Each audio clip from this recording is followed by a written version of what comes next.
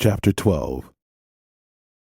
The path below Abishag's feet was black as she hastened toward the city, its buildings a dark cluster of shapes amid twinkling torchlights. The trail had become mostly vacant of passers-by.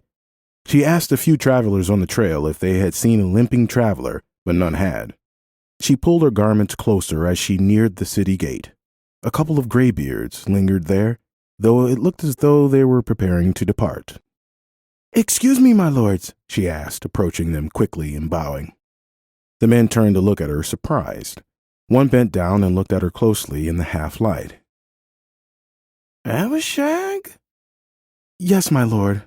Obed?"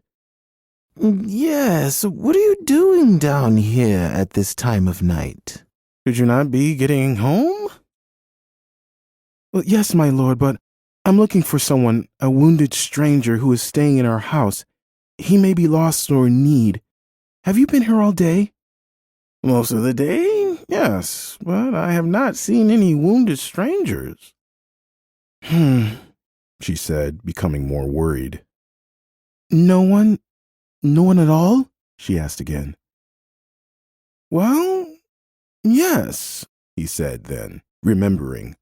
"There was a stranger who passed by earlier, a shepherd, I suppose, someone I had not seen before, but he did not appear to be wounded." "Well, this fellow is not a shepherd," she said, "and he would have been limping badly." "It's hard to limp while riding a donkey," he replied. She frowned, remembering the sound of the rider earlier in the day and the hoof tracks at their home. Could it have been a donkey? "He was riding a donkey. Could you describe him?"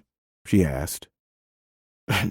"Well, now, that was some hours ago. I had not expected to be asked, but it seems to me he was dressed in a long woolen cloak, brown or gray, had a light-colored turban, a healthy beard, and a shepherd's staff. And that's about all I remember." She considered the information. It sounded at least partially right. "Well, which way did he go?" The man pointed down the street. "Well, he either went through town or he still is in town. He did not come back out this way, that much I know." She knew it was unlikely that a traveler would have continued on that late in the day. The city of Jezreel was at least 3 miles away, so if it was her visitor the graybeard had seen, he was probably still in the city somewhere. "Well, I believe I should go on and seek him. He may need help," she said. "Abishag, you be careful," the kindly old man said. "You know that the men are drinking by now. You really shouldn't be out at all." "I will, my lord, and thank you, my lord." She left bowing. The old man looked after her as she made her way down the street, the dark form of a lone woman, looking very much out of place in the brooding atmosphere that infused the developing evening. Solomon stopped at the door where he had heard the music and peered inside from his mount. Though it was a drinking room, chances were it also kept a cooking iron. Food helped drinking men stay longer. Now that Solomon had given all of his food away, he would either have to buy something or wait and trouble Abishag and the widow later. He swung off the donkey and hobbled into the entrance, using his shepherd's rod as a cane. The place seemed busy already, with drinks being served up to a bustling crowd of young and old men. He found a place to sit near the door. The owner of the establishment spotted him and motioned to a young woman to go over and serve him. She sauntered over. She was a pretty little maiden, short but also bold, not afraid to look a man right in the eye, a girl who rarely blushed. "And what are we drinking tonight?" she asked him, omitting the courtesy of a greeting. For Solomon, this was unusual service. He had never in his life, that he could remember, been addressed by a woman so casually. "Well, daughter," he said, "I'm not drinking. I'm just here for a meal, and I will be on my way. What do you serve?" She eyed him skeptically. The girl had been well trained in how to coax money out of passing travelers. "Oh, we got lots of good food here," she said, grinning. "But you know where you are, don't you? You are in Shunem, home of the best vineyards in the land of Israel. You don't want to pass through our town without a taste of Israel's finest, especially since it is our courtesy, no charge at all. Simply choose what food you want, and I'll bring you 2 samples of our finest wines to go with it. You tell me which one you like best. It was a clever ploy, and likely to work in most cases. But Solomon remembered his Nazirite vow. Even if he had wanted to taste the wine, he could not. You are most hospitable, Solomon replied. The girl smiled. My father has determined that we treat those who come through our doors as friends. Solomon looked around the noisy room. Friends, you say? So my father regards them. Daughter, are you married? Solomon suddenly asked. She looked at him strangely. No. Why? His peculiar gaze settled over her like a garment, a gaze under which she suddenly felt uncertain. Maiden, surely I'm confused. You enjoy the company of a room full of friends every evening, and yet you remain unmarried. If the saloon keeper thinks every drunk a friend, why is his daughter wed to none of them? She opened her mouth, then hesitated. The moment suddenly felt surreal. You are clever, she replied, then glanced back at her father nervously. And if you do not convince me to accept your wine, your kind father may have words with you later, he observed.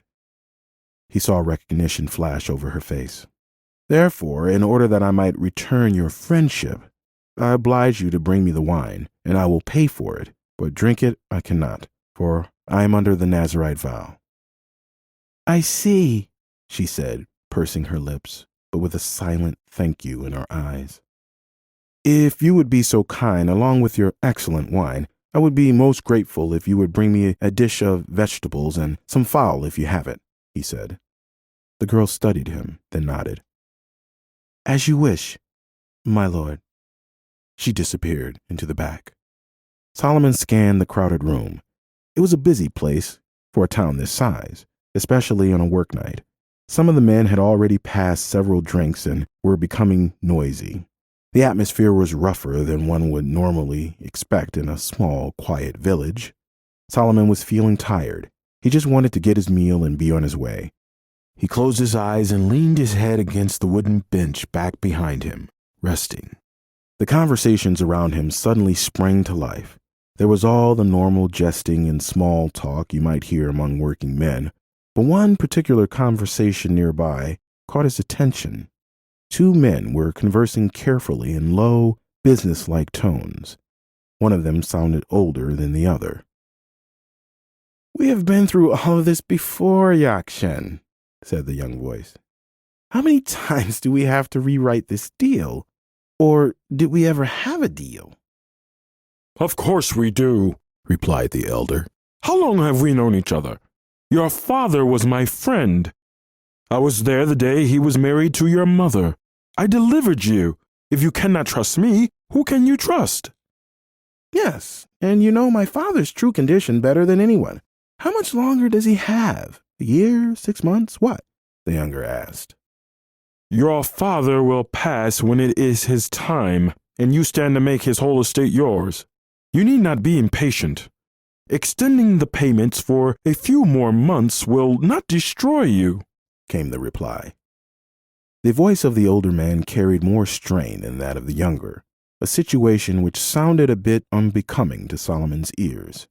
He opened his eyes and glanced over casually at the 2 men. They were leaning forward, locked in conversation at a corner table. So this was Yakshan, the physician. But who was this powerful young man who seemed to have the advantage on the wealthy older professional? Solomon sized him up. He could tell that he was tall, even though he was seated, immaculately dressed, and very well groomed. He looked a bit like a prince, such as those Solomon had often entertained from faraway lands. He was probably close in age to Solomon himself, and he had an authoritative air about him. Though the present conversation was important to the young man, it was more important to his companion, and the former's body language revealed a casual confidence that Solomon had seen often among the wealthy. "I'm not concerned with what will destroy me," the young prince replied. But with what is of benefit to me? "Tell me, if we extend the terms again, what do I gain? Surely a businessman such as yourself would not expect me to do this for nothing." I am not a businessman, Yakshan growled. I am a physician. I serve humanity, and it is not for myself but for the benefit of many that I act. "I suspect that you are offering me the fool's bargain now to keep the land in your possession until after harvest, after which time we may not have a deal at all," the young man replied. And why shouldn't it stay in our hands until after harvest? The elder man's voice was rising. Suddenly, he broke off as the serving girl walked by to place Solomon's meal in front of him. Solomon began to eat, still listening carefully to the conversation. And why shouldn't it? The man repeated, this time in more hushed tones. My family and many others cultivated, watered, fertilized, and pruned all summer. These diligent Israelites deserve to reap the profits of their own harvest. "And I don't have a right to the payments we agreed upon?" the other asked. "Come now, Yakshan. Everyone knows that I am not in the habit of selling land. I buy land." I only sold these fields to you because of the terms to which you agreed. "If you had offered me these terms in the beginning, there would have been no deal. If now, at this late date, you want to modify everything to my detriment, you must offer me sufficient compensation to make up the difference." I only bought from you to return to born Israelites land that was rightfully theirs to begin with, hissed the elder man. "And on this point we disagree as usual," replied the young man. "So, how do we proceed from here, things being as they are?" There was a pause in the conversation. The elder man was thinking hard, stroking his well-kept beard, eyes staring at the floor. The young man leaned back in his seat and took a sip of his wine. Then, almost casually, he said, "What about the fields on the West Hill?" The elder man's head snapped up to look at him, his eyes narrowing. You know very well that is my brother's land. I only hold it in trust for him. I'm not authorized to sell it to you or anyone else, he replied in a low, level voice. "You are kinsman redeemer, are you not?" replied the young man. "The land is yours to do with as you wish until an heir is raised up, which does not seem, imminent." As he spoke these words, the slightest trace of a smile crossed his lips. The elder man was sullenly silent, not unaware of the insult. "Besides, I am not asking you to sell anything," the younger continued. "I'm just exploring ways in which we might break this impasse. Your payments are secure, I have no doubt." Of course my payments are secure, Yakshan replied. Well then, the young man responded with an air of conclusion, "that being the case, for what cause do you hesitate to put the West Hill up as security?" Then, pausing for a beat, he continued, "Or are you not as certain of your means as you suggest?" The elder man's quandary was evident to Solomon. Apparently, he had concocted an arrangement to buy back land to return it to the rightful owners, both for his family and for some others. He was counting on a profitable harvest to raise the funds to pay for it, but now he was running low on money. If he did not agree to the young man's demands, he faced the proposition of losing the land he presently held, along with the profit from the harvest from which everyone had toiled. But if he put up his dead brother's estate as security, he risked losing that also, if for some reason he could not keep up the payments. Cases such as this were what made Solomon's own court so important in Israel, but for now, he would have to let the situation run its course. He was not here to judge, he was here to test a potential queen unknown. There would be time for rendering judgments later. Finally, the elder man spoke. I will give you my answer in the morning, he said, rising up to leave the room. The young man nodded almost imperceptibly, staring him down with confidence. Very well, he replied. Oh, and thank you for the drink. What? You did invite me here, did you not? Oh, yes. Yes, of course, Yakshan replied and shuffled over to pay the owner before quickly making his way out the door, not stopping to look back at the young prince. The serving girl was standing before Solomon. You finished that off like a king. Are you sure you don't want to try that drink? You look like you could use it, she said, noting Solomon's disgusted expression. It would be of no benefit to me if you did, he said. Wine is a mocker and strong drink a brawler, and he who is deceived thereby is not wise. You're a poet too. Solomon chuckled. Yes, I suppose I do enjoy a good verse from time to time. How much do I owe you? 6 silver gerahs. Solomon reached down into his money pouch. He had forgotten again. Nothing there but gold. Gold weights were at least 5 times the value of silver. The smallest of his pieces would be worth much more than the largest denomination of silver. He was not used to paying for his own things like this, and not having smaller portions was becoming inconvenient. He held the gold piece out in his hand to her, low, where only she could see it. Could you break this? It's all that I have. She looked at the gold piece, then eyed the strange shepherd up and down. I'll see, she said, and took the piece, concealing it in her hand, while discreetly walking over to where her father sat. Solomon watched her open her hand and converse with him briefly across the room. Then the owner pointed back over in Solomon's direction. The girl walked toward him, but then turned and went to speak to the young man who had been sitting with Yakshan. He saw her point over to where he was sitting. The young man glanced at him and then back at the gold piece.